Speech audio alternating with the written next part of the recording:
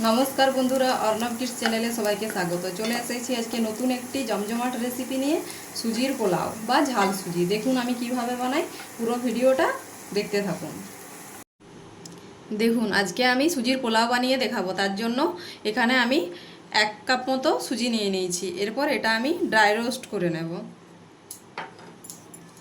एकटू शुकनो खोलाय एटा आमी रोस्ट करे निচ্ছি।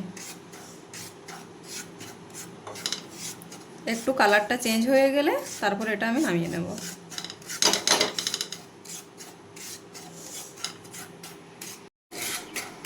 দেখুন আমার সুজিটা রোস্ট হয়ে গেছে, একটু হালকা হালকা কালার চেঞ্জ হয়ে গেছে। এরপর এটা আমি নামিয়ে নিচ্ছি।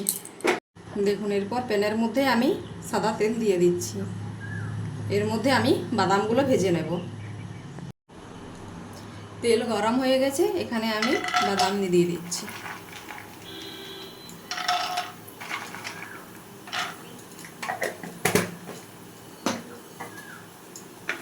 বাদামগুলো একটু নাড়াচাড়া করে আমি ভেজে নেব। দেখুন আমার বাদামগুলো ভাজা হয়ে গেছে, এগুলো আমি তেলের থেকে তুলে নিচ্ছি। দেখুন তেলের মধ্যে দিয়ে দেবো ফড়ঙ্গে আমি গোটা জিরে আর তেজপাতা আর এই যে কারি পাতা, এগুলো অল্প আমি নাড়িয়ে নিচ্ছি। এরপর এখানে একে একে আমি সবজিগুলো দিয়ে দেবো। দেখুন এখানে দিয়ে দিচ্ছি আমি কুচি করে রাখা গাজর, আর দিয়ে দিচ্ছি কুচি করে রাখা বিনস। এগুলো একটু আমি ভালো করে নাড়াচাড়া করে দিলাম। আপনারা চাইলে এখানে আলু কুচিও দিতে পারেন, কিন্তু আমি আলু কুচি দিচ্ছি না।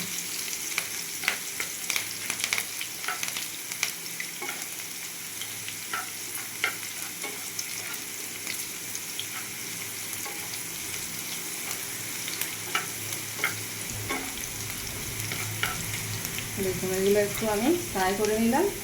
এরপর এখানে আমি দিয়ে দেবো কুচিয়ে রাখা পেঁয়াজ আর কাঁচা লঙ্কা।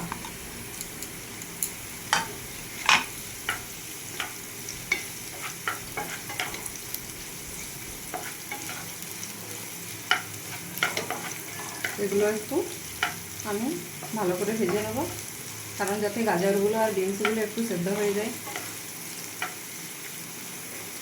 এখানে কিন্তু এখনো আমি কোনো রকম লবণ চিনি কিছুই অ্যাড করিনি।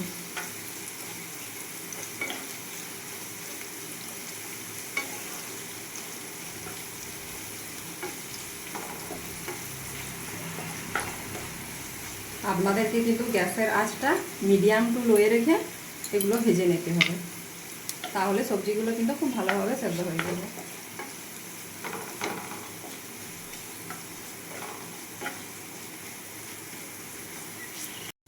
আমি আর এখানে দিয়ে দেবো অল্প পরিমাণে কিশমিশ। আপনারা চাইলে এটা দিতেও পারেন নাও পারেন, কিন্তু আমি এখানে ব্যবহার করলাম। আর কাজুও দিতে পারেন, কিন্তু আমি বাদাম যেহেতু দেবো সেই জন্য কাজু দিচ্ছি না।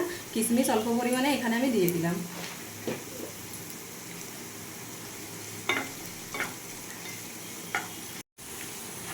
দেখুন আমার এগুলো ফ্রাই হয়ে গেছে, আর আমার গাজর বিনসও সেদ্ধ হয়ে গেছে। এখানে আমার ঢাকা দেওয়ার কোনো প্রয়োজনই হয়নি, কারণ এগুলো আমি খুব কুচো কুচো করে কেটে নিয়েছিলাম।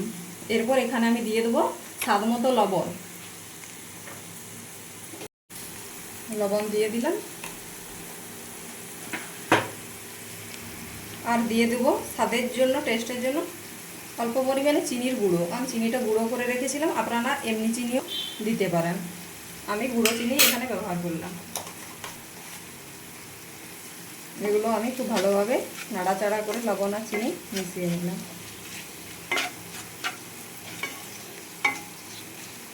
এরপর এখানে দিয়ে দেবো আমি রোস্ট করে রাখা সুজি।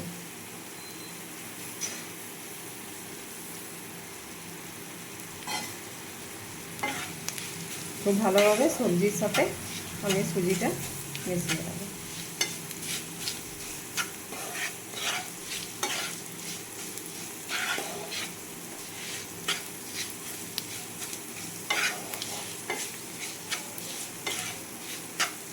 দেখুন খুব ভালোভাবে আমি সুজিতে আর সবজিতে মিক্স করে নিচ্ছি। এরপর এটা কিছুক্ষণ আমি রোস্ট করে নেব, তারপরে অল্প অল্প করে জল এখানে আমি দিতে থাকবো। আমি যে কাপে সুজি নিয়েছি সেই কাপে পরিমাণ মতো আমি জল এখানে অ্যাড করব। একসঙ্গে কিন্তু করব না, অল্প অল্প করে জল নিয়ে আমি এখানে দিয়ে দেব। দেখুন এখানে আমি অল্প অল্প করে জল দেবো আর নাড়াতে থাকবো। আমি কিন্তু একসঙ্গে কোনো রকম জল ব্যবহার করা নেব না। আর অনবরত নাড়িয়ে যেতে হবে, না হলে কিন্তু সুজি দোলা পাকিয়ে যাবে।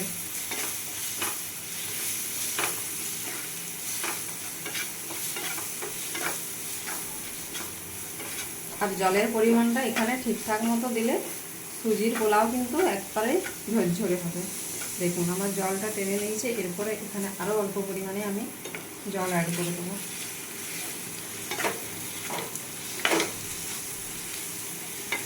এরকমভাবে জল অ্যাড করে অল্প অনবরত নাড়িয়ে যেতে হবে।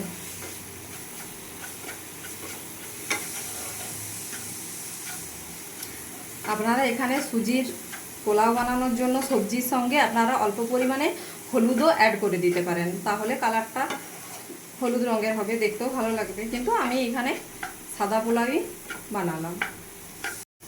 দেখুন এখানে আর অল্প পরিমাণে জল এখানে লাগবে, আমি এখানে দিয়ে দিচ্ছি। হাতে করে নিয়ে এরকমভাবে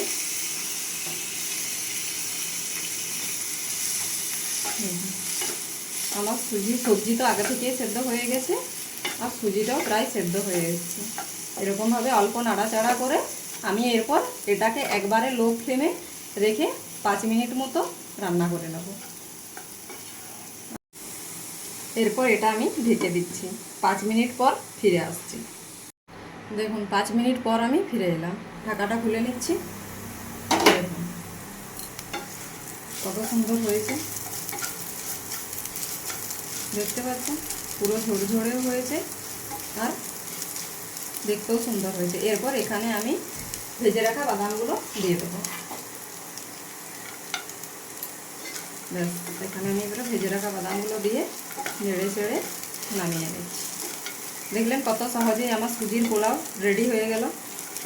আর দেখতেও কত সুন্দর হয়েছে, খেতেও খুব টেস্টি হবে। দেখুন পুরো ঝরঝরে হয়ে গেছে। দেখুন সুজির পোলাও আমার রেডি হয়ে গেছে। এরপর একটা সার্ভিং প্লেটে আমি নামিয়ে নেব।